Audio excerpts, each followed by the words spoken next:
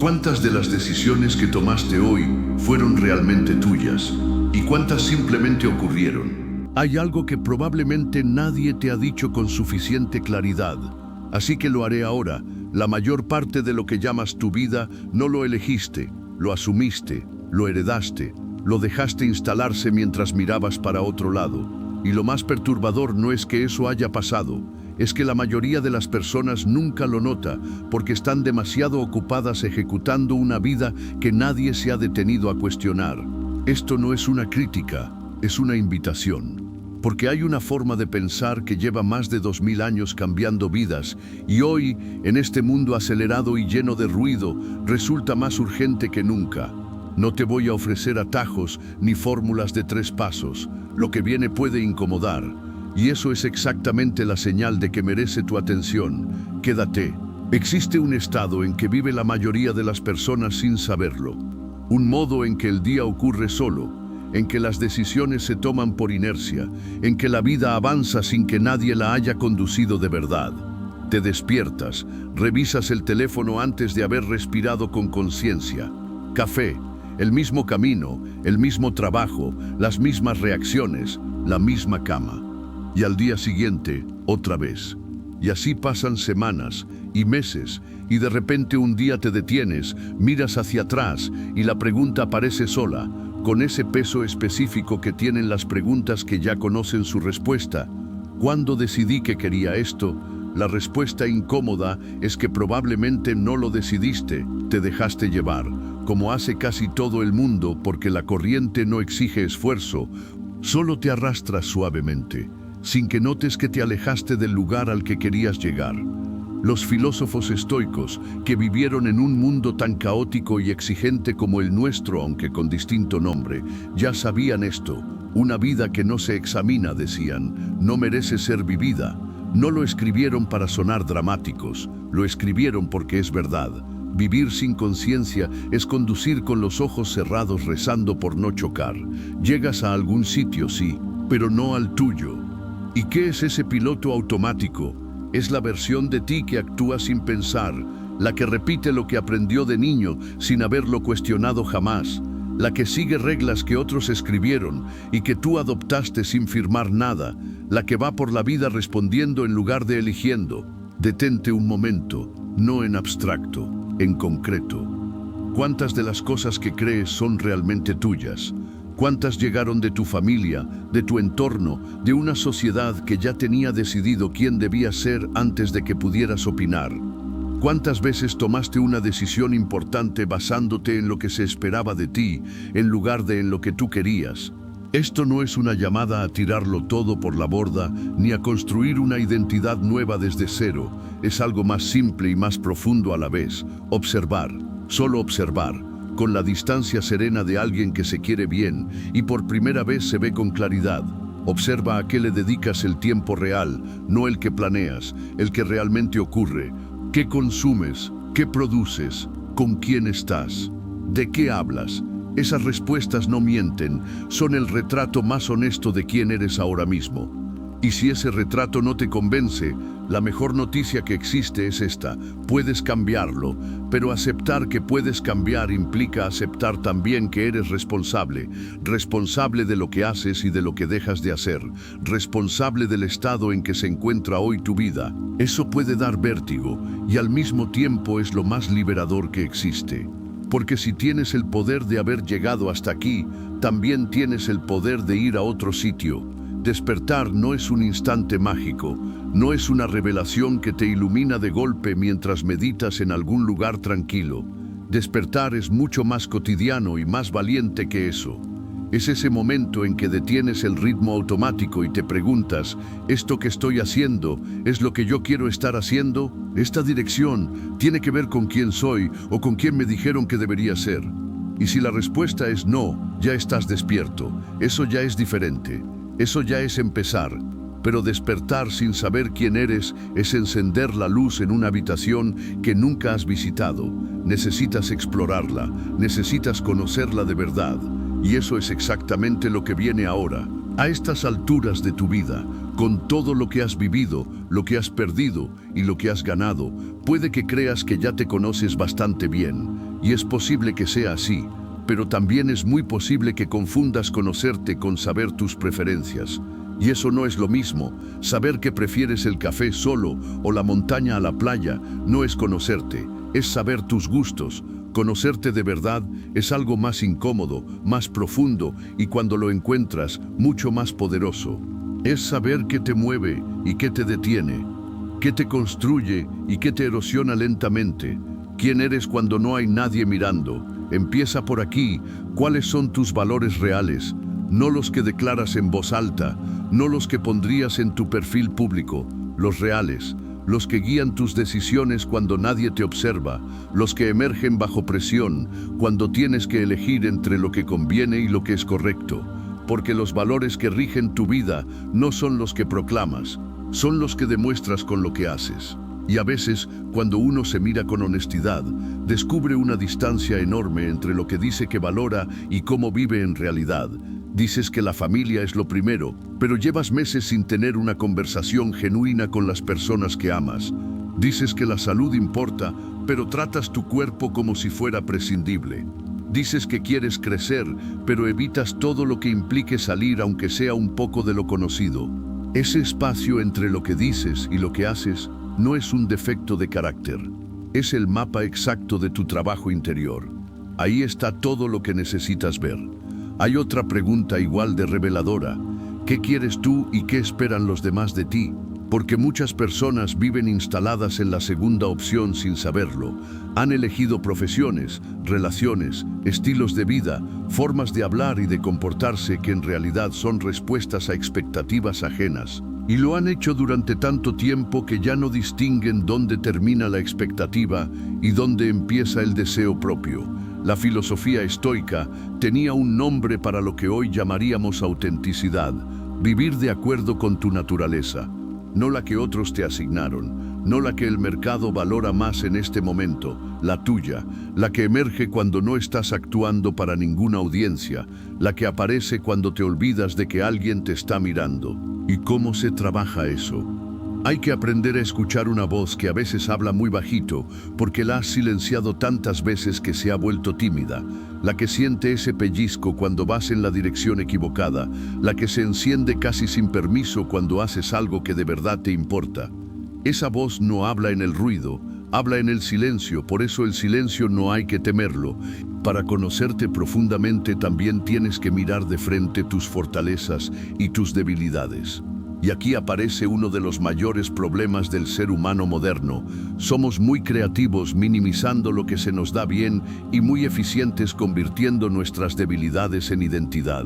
El autoconocimiento no es un ejercicio de flagelación, es una conversación honesta contigo mismo, como cuando le hablas a alguien que quieres de verdad, con claridad, con cariño, sin adornar ni destruir, con la verdad que construye. Y ese autoconocimiento es la base de absolutamente todo lo que viene después. No puedes construir una vida con sentido sobre una imagen distorsionada de ti mismo. Antes de saber a dónde quieres ir, necesitas saber con honestidad desde dónde partes. Ya empiezas a saber quién eres. Ahora viene la pregunta que lo cambia todo. No el qué, sino el para qué. Propósito.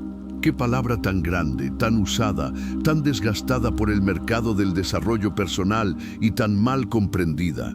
Porque cuando la mayoría escucha propósito de vida, imagina algo monumental, una misión cósmica, un llamado que llega un día de golpe y lo aclara todo. Y no funciona así. Qué decepción tan necesaria. El propósito no es un destino al que llegas, es una dirección desde la que vives. Y la diferencia entre esas dos cosas lo cambia absolutamente todo, porque si el propósito es un destino, solo existe cuando llegas. Si es una dirección, existe en cada paso que das hacia él. Empieza por algo concreto y honesto. ¿Qué es lo que te hace sentir útil? ¿Qué momentos, qué situaciones te dan esa sensación de que estás exactamente donde debes estar, haciendo lo que debes hacer? No hablo de placer inmediato. Hablo de algo más profundo, de esa sensación de plenitud que aparece cuando te olvidas de ti mismo porque estás tan presente en lo que haces que el tiempo desaparece. Ese estado es una pista enorme, no la ignores. ¿Y cómo quieres impactar en el mundo que tienes cerca? El impacto no tiene por qué ser histórico ni medible en millones. El impacto puede ser el de alguien que cría hijos emocionalmente sanos, el de un profesional que hace su trabajo con honestidad real, el de quien escucha de verdad cuando los demás hablan, y eso en un mundo donde casi nadie escucha de verdad ya es muchísimo. El impacto que dejas en las personas que tienes cerca es tan real como cualquier otro. No lo subestimes. Pero aquí viene lo que separa a quien encuentra propósito de quien simplemente lo describe. El propósito no sirve de nada guardado en el cajón de las buenas intenciones. Y ahí, seamos honestos, es donde mucha gente lo archiva. Bien protegido de la realidad, encontrar significado en lo cotidiano, en lo ordinario, en lo aparentemente insignificante, eso es el reto verdadero. No es difícil sentirte inspirado cuando todo va bien. Cualquiera puede sentir que su vida tiene sentido en esas circunstancias. El arte está en encontrar ese hilo de significado también cuando estás cansado, también cuando nadie aplaude, también cuando la rutina lo engulle todo. Los estoicos lo tenían claro. No importa tanto lo que haces como la actitud con que lo haces. La manera en que te acercas a cada tarea puede convertir lo mundano en algo significativo o puede convertir lo que debería ser bello en algo hueco. Esa elección es tuya, siempre. Y luego está la alineación, que tus acciones guarden una relación honesta con lo que dices que te importa, que no haya un abismo entre tus palabras y tu agenda, que si dices que tu propósito es crear, haya tiempo real en tu semana para crear, que si dices que lo que más te importa es estar presente para los que quieres, haya presencia real, no solo física. Porque puedes saber perfectamente cuál es tu propósito, escribirlo, enmarcarlo y seguir viviendo exactamente igual que antes. Y eso no es propósito, eso es decoración con aspiraciones. El propósito es acción, es decisión cotidiana. Es ese pequeño y valiente acto de elegir cada mañana vivir un poco más hacia donde quieres ir. Pero hay algo que puede boicotearte en ese camino antes de que des el primer paso, algo que no está fuera. Está dentro y tiene que ver con lo que sientes y con lo que haces con ello. Las emociones son el clima de tu mundo interior. Y como el clima, no puedes elegir si aparecen o no. No puedes pedir que hoy no venga la rabia o que la ansiedad se tome el mes libre. Las emociones llegan cuando llegan, pero sí puedes elegir cómo te preparas para recibirlas. Y esa diferencia, pequeña en apariencia y enorme en consecuencias, es la que separa a alguien que vive gobernado por lo que siente de alguien que vive con ello sin que lo destruya. El problema no son las emociones en sí. El problema es que a casi ninguno de nosotros nos enseñaron a relacionarnos con ellas de manera sana. Nos enseñaron a tragarlas o a soltarlas sin filtro, los dos extremos. Reprimirlo todo y funcionar como si nada, o explotar y pedir perdón después, y los dos hacen daño, los dos. Hay personas que llevan años sin llorar, que tienen un armario interior repleto de emociones apiladas, comprimidas, guardadas para después, y ese armario, llegado a un punto, revienta. Y cuando revienta arrastra con él cosas que no tienen nada que ver con lo que encendió la explosión. Porque la gota que colma el vaso no tiene la culpa del vaso lleno. Lo primero es aprender a identificar lo que sientes sin juzgarlo, sin decirte que no deberías sentir eso, sin catalogar tus emociones en aceptables y vergonzosas. Sentir rabia no te convierte en una mala persona. Sentir miedo no te hace débil. Sentir tristeza no significa que estés roto. Las emociones son mensajeras, traen información. El problema es cuando matas al mensajero en lugar de leer el mensaje. Y aquí entra algo que los estoicos practicaban con una disciplina que hoy asombra y que la neurociencia moderna confirma: entender el origen de tus reacciones. Porque las reacciones emocionales no nacen de la nada. Tienen raíces, muchas veces muy antiguas. Esa irritación desproporcionada que sientes cuando alguien no reconoce tu esfuerzo no es solo por lo que ocurrió hoy. Tiene historia, tiene capas, tiene una versión más joven de ti dentro de ella que aprendió algo hace mucho tiempo. Conocer esas capas no es para quedarte excavando el pasado eternamente, es para dejar de ser prisionero de patrones que ya no te sirven. Cada emoción, si la escuchas con la atención adecuada, se convierte en aprendizaje. La rabia te dice que algo que valoras ha sido vulnerado. El miedo te dice que hay algo importante que sientes amenazado. La tristeza te dice que perdiste algo que te importaba. La culpa te dice que actuaste en contra de tus propios valores. Todas, si las atraviesas en lugar de evitarlas, te enseñan algo de ti que no podrías saber de ninguna otra manera. Y esto tiene una consecuencia práctica enorme. Cuando dejas de gastar energía en reprimir o en explotar, esa energía queda libre para pensar con más claridad, para relacionarte mejor, para tomar decisiones desde un lugar más sereno.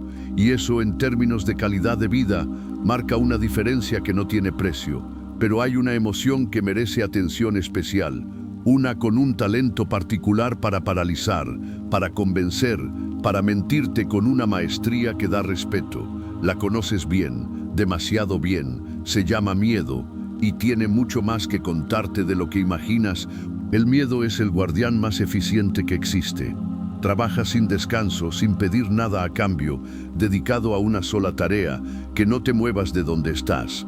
Pero no todo miedo merece el mismo trato. El miedo real, el que aparece ante un peligro concreto frente a ti, es uno de los mecanismos más inteligentes que tiene tu cuerpo. Es útil.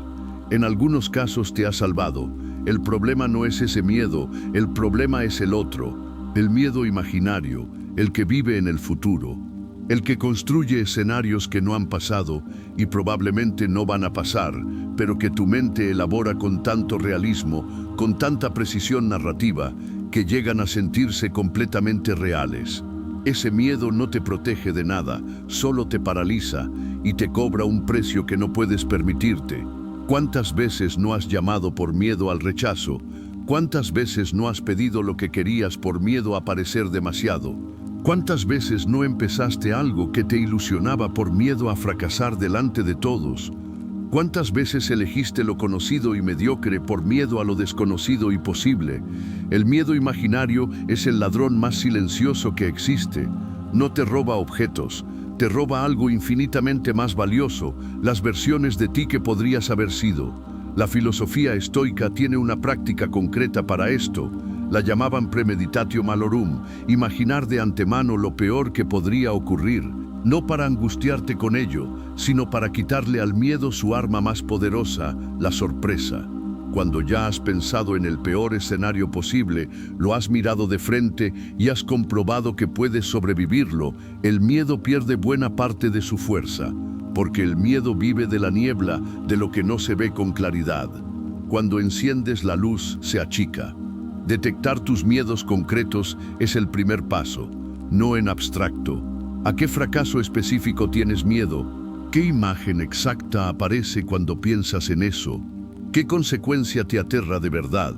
Cuanto más específico eres, menos poder tiene el miedo, porque el miedo difuso es enorme e informe. El miedo concreto tiene bordes, y lo que tiene bordes se puede manejar. Y luego viene lo más contraintuitivo de todo, actuar a pesar del miedo, no cuando desaparezca, no cuando te sientas listo, no cuando las condiciones sean perfectas, porque ese momento no existe. El miedo no desaparece antes de la acción, desaparece durante y después de ella. La valentía no es la ausencia de miedo, es dar el paso con el miedo puesto. Tiemblas y lo haces de todas formas. Y esa valentía se construye de manera progresiva, como la fuerza física. No se entrena con el máximo peso el primer día. Se empieza por algo que da un poco de vértigo, pero que es manejable. Se hace, se sobrevive, se comprueba que el mundo no se detuvo. Y la siguiente vez el vértigo es un poco menor. Y así, paso a paso, te conviertes en alguien que actúa a pesar del miedo, alguien más libre. Pero no basta con trabajar el mundo interior. Hay algo fuera de ti que también construye o destruye tu vida con una eficiencia asombrosa. Se llaman las personas que tienes alrededor. Y en esto hay verdades que pueden doler, pero que cuando las incorporas te dan una libertad que no esperabas. Las personas que te rodean te moldean, te influyen, te construyen o te desgastan. Y muchas veces lo hacen de manera tan gradual y tan sutil que no te das cuenta hasta que llevas tiempo cargando con ese peso. O por el contrario, hasta que notas lo ligero que te sientes cuando alguien que te costaba energía deja de estar cerca. Mira tu entorno, no con ánimo de juzgar a nadie, con honestidad. Las personas que tienes cerca te hacen mejor, te inspiran aunque sea de vez en cuando, se alegran genuinamente cuando avanzas. ¿O hay personas en tu vida que sistemáticamente te restan energía, que te hacen dudar de ti mismo al salir de una conversación con ellas, que se sienten incómodas cuando tú creces? No todos los que están en tu vida están ahí porque los elegiste con conciencia. Algunos llegaron por circunstancias, por inercia de años, por costumbre acumulada, por lealtades del pasado que ya no tienen mucho sentido en el presente que vives ahora y están ahí ocupando un espacio, consumiendo una atención que podría estar en otro lugar. Marco Aurelio, que era el hombre más poderoso del mundo conocido en su época, y seguía levantándose cada mañana a practicar la filosofía estoica con humildad, escribía en sus diarios sobre la importancia de rodearse de personas que te dijeran la verdad, no que te halagaran, que te dijeran la verdad con amor. Eso tiene tanto valor hoy como lo tenía hace 2000 años. Aprender a comunicarte con autenticidad es una de las habilidades más difíciles y más transformadoras que existen. Decir lo que piensas de verdad, sin agredir, sin los venenos lentos del pasivo-agresivo, sin rodeos que confunden a los demás y te fatigan a ti, sin silencios que acumulan resentimiento hasta que explotan en el peor momento. Con claridad y con respeto, con la convicción de que quien te quiere de verdad prefiere tu honestidad a tu complacencia. Las relaciones que se construyen sobre la autenticidad son sólidas de una manera que las construidas sobre la complacencia nunca pueden serlo. Las primeras aguantan el temporal, las segundas se fracturan en la primera tormenta real, y luego están los límites. Esa palabra que para mucha gente todavía suena a egoísmo cuando en realidad es exactamente lo contrario.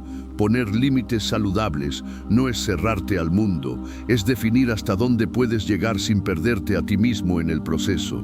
Es respetarte lo suficiente como para no dejar que tu vida sea permanentemente dirigida por las urgencias y necesidades de los demás. Porque si tú no defines tus límites, otros los definirán en tu nombre, y no suelen coincidir con los que tú elegirías. La empatía cierra este capítulo con la elegancia que merece. Las relaciones significativas no se construyen solo sobre conveniencia o interés mutuo, se construyen sobre la capacidad de ver al otro de verdad, de escucharle sin estar ya pensando en lo que vas a responder, de estar presente, de verdad, sin el teléfono, sin la mente en otro sitio. En un mundo donde todos están físicamente presentes pero mentalmente en otra parte, eso es un regalo escaso y enormemente poderoso. Tener claridad sobre quién eres, hacia dónde vas, cómo gestionas lo que sientes, cómo enfrentas el miedo y con quién te rodeas es fundamental, pero hay algo que puede hacer saltar todo eso por los aires si no lo trabajas. Algo que tiene que ver con cómo usas el recurso más democrático e irrecuperable que existe, el tiempo. Hay una pregunta que no se hace suficiente y que respondida con honestidad puede cambiarte la perspectiva de un día para otro. ¿A qué le estás dedicando tu vida en la práctica? No en teoría, no en tus intenciones, en la práctica real, en lo que realmente haces con las 24 horas que tienes cada día. Porque si miras el tiempo que dedicas a lo que de verdad te importa frente al tiempo que pasas en lo que simplemente se presenta, en lo que el teléfono reclama, en lo que la urgencia del momento ordena, es probable que el resultado no sea muy alentador. Y no porque seas una mala persona, sino porque nadie te enseñó a gestionar el tiempo de manera intencional. Vivir con intención no es tener la agenda apretada, no es estar permanentemente ocupado. Hay personas ocupadísimas que al mismo tiempo están completamente perdidas. La ocupación no es intención, la actividad no es propósito. Puedes moverte muchísimo y avanzar en círculos. Tomar decisiones conscientes significa que cuando eliges hacer algo, lo eliges de verdad. No por inercia, no porque estaba ahí y no tenías nada mejor que hacer. Lo eliges porque tiene un valor real para ti, porque te acerca de alguna forma a quien quieres ser. Hay personas ocupadísimas que al mismo tiempo están completamente perdidas. La ocupación no es intención, la actividad no es propósito. Puedes moverte muchísimo y avanzar en círculos. Tomar decisiones conscientes significa que cuando eliges hacer algo, lo eliges de verdad. No por inercia, no porque estaba ahí y no tenías nada mejor que hacer. Lo eliges porque tiene un valor real para ti, porque te acerca de alguna forma a quien quieres ser, el proyecto que realmente te importa, el tiempo de silencio, el descanso real, la conversación profunda. Todo eso es importante y pocas veces es urgente. Y en la batalla diaria entre los dos, lo urgente suele arrasar. Y así, poco a poco, día a día, lo importante se va aplazando hasta que cuando te das cuenta han pasado meses o años desde que le dedicaste tiempo real a lo que de verdad te importa. Diseñar tu día con propósito es una práctica, no un talento. Significa que antes de que el día te domine, tú decides qué va a ocupar el espacio más valioso, no en detalle obsesivo, en intención general. Esto que tengo delante hoy, ¿qué lugar ocupa en lo que me importa? ¿Lo estoy eligiendo de verdad o simplemente estoy cayendo en ello porque está ahí? Los estoicos hablaban del memento mori no para deprimirte, sino para que no olvides que el tiempo es finito, que cada día que pasa no vuelve, que la vida no es un ensayo general. Y esa conciencia, lejos de angustiar, puede ser el mejor motor para empezar a vivir de manera más deliberada y más honesta. Y luego está la dispersión, ese enemigo perfectamente moderno que se disfraza de multitarea, de estar siempre disponible, de no perderte nada. La dispersión constante no es productividad, es su opuesto, es vivir sin profundidad en nada, tocando todo de puntillas, sin llegar a ningún lugar en particular.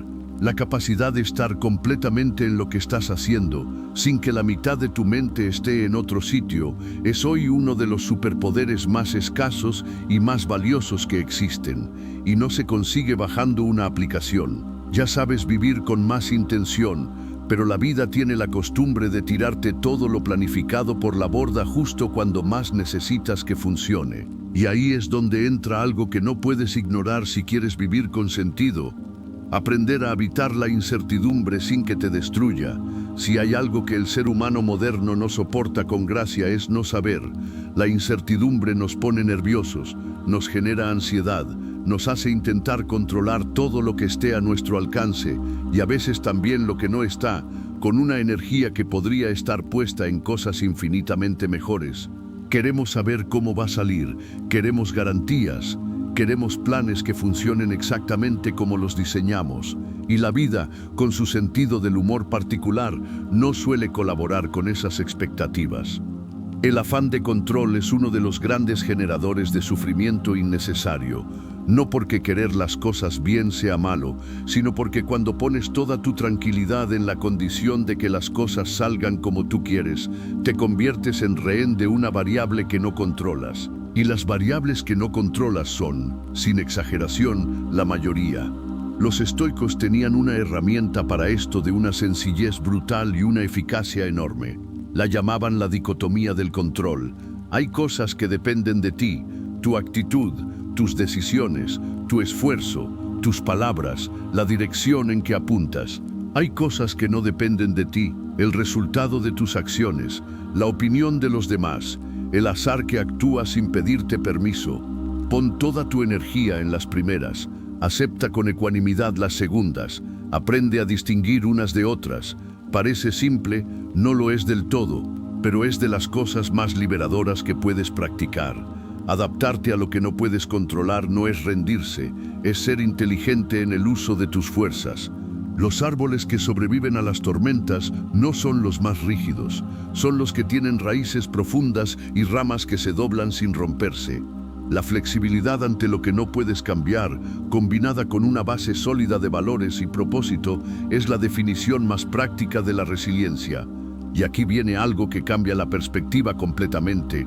En el caos hay oportunidades que no existen en el orden. La incertidumbre, ese espacio que tanto incomoda, es también el espacio donde nace lo nuevo, donde surgen ideas que no habías contemplado, donde aparecen versiones de ti mismo que no sabías que existían porque nunca las habías necesitado. Hay capacidades tuyas que solo emergen cuando la situación lo exige. Muchas de las mejores cosas que le han pasado a las personas que conoces no estaban en el plan. Llegaron por un camino que nadie previó, por una circunstancia que nadie buscó. por una pérdida que al final abrió una puerta mucho mejor que la que se cerró. No digo que todo lo malo sirve para algo bonito, porque eso sería una simpleza. Digo que la capacidad de buscar qué hay de útil en lo difícil, de no dejarte hundir por lo que no puedes cambiar, de seguir moviéndote aunque el suelo se mueva contigo, eso es resiliencia de la buena.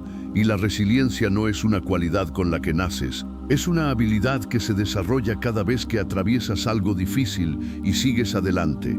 Todo lo que hemos recorrido hasta aquí tiene un hilo conductor que todavía no hemos nombrado de frente. Un ingrediente sin el cual todo lo demás se queda a medias. Se llama crecimiento. No el crecimiento como obligación ni como presión constante de superación. El crecimiento como forma de vida, como la decisión de no quedarte donde estás, cuando puedes ir más lejos. Hay una diferencia entre envejecer y crecer. Envejecer le pasa a todo el mundo. El tiempo avanza sin negociación posible. Crecer es otra cosa. Crecer es elegir. Es decidir que quieres ser más sabio de lo que eras ayer, más consciente, más capaz, más libre.